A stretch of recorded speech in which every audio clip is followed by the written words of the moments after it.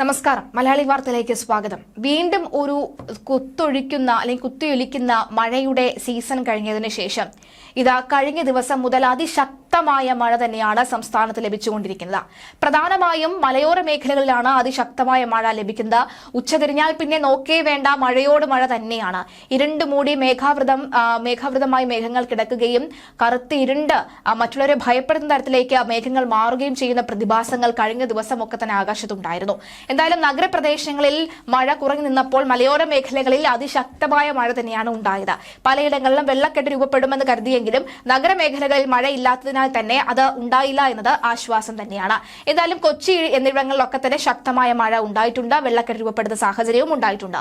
സംസ്ഥാനത്ത് മഴ കനക്കും. ഇന്ന് 4 ജില്ലകളിൽ യെല്ലോ അലർട്ടാണ്. പത്തനംതിട്ട, കോട്ടയം, കണ്ണൂർ, കാസർഗോഡ് ജില്ലയിലാണ് കേന്ദ്ര കാലാവസ്ഥാ വകുപ്പ് യെല്ലോ അലർട്ട് പ്രഖ്യാപിച്ചത്. മറ്റു ജില്ലകളിൽ ഇടത്തരം മഴ കിട്ടും.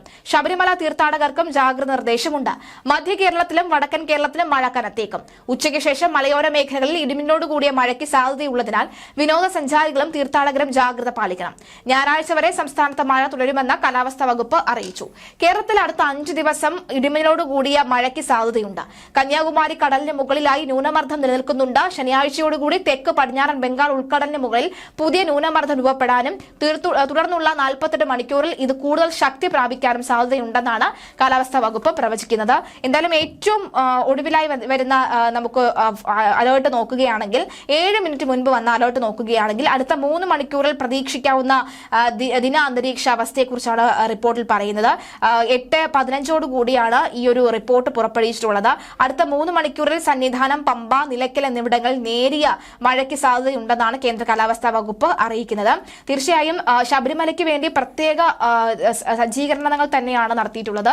അതായത് സാധാരണ നമുക്കറിയാം, ഈ പറയുന്ന പോലെ തന്നെ വാന നിരീക്ഷണത്തിലേക്ക് സെന്ററിലേക്ക് പോയി കഴിഞ്ഞാൽ, കേന്ദ്രത്തിലേക്ക് പോയി കഴിഞ്ഞാൽ വലിയൊരു ഫ്രെയിമിൽ നമുക്ക് കേരളത്തിലെ എല്ലാ സംസ്ഥാനങ്ങളുടെയും നൗകാസ്റ്റ് അറിയാൻ കഴിയുന്നുണ്ട്. പക്ഷേ പമ്പയിലും അതുപോലെ തന്നെ സന്നിധാനത്തും വൃശ്ചിക മകരവിളക്ക് സമയമായി തുടങ്ങിക്കഴിഞ്ഞാൽ പിന്നെ സെപ്പറേറ്റ്, അതായത് പ്രത്യേകം തന്നെ വേണ്ട ശ്രദ്ധ കൊടുത്തു തന്നെയാണ് പമ്പയിലെയും സന്നിധാനത്തെയും നൗകാസ്റ്റ് അറിയാൻ സാധിക്കുന്നത്. അതുകൊണ്ട് തന്നെ ഓരോ നിമിഷവും അവിടെയുള്ള പ്രത്യേകിച്ചും അയ്യപ്പ ഭക്തർക്ക് നൽകാനുള്ള നിർദ്ദേശം എന്ന കണക്കിന് അവിടെ ഉള്ള എല്ലാവർക്കുമുള്ള നിർദ്ദേശം പ്രത്യേകം തന്നെ നൽകും. മാത്രമല്ല 4 മണിക്കൂർ മുമ്പ് പുറപ്പെടുവിച്ച റിപ്പോർട്ട് നോക്കുകയാണെങ്കിൽ അടുത്ത 3 മണിക്കൂറിൽ പ്രതീക്ഷിക്കാവുന്ന ദിനാന്തരീക്ഷം പുറപ്പെടുവിച്ച സമയം തീയതി 4 മണിക്കാണ്. ഇന്ന് പുലർച്ചെ 4 മണിക്കാണ് പുറപ്പെടുവിച്ചത്.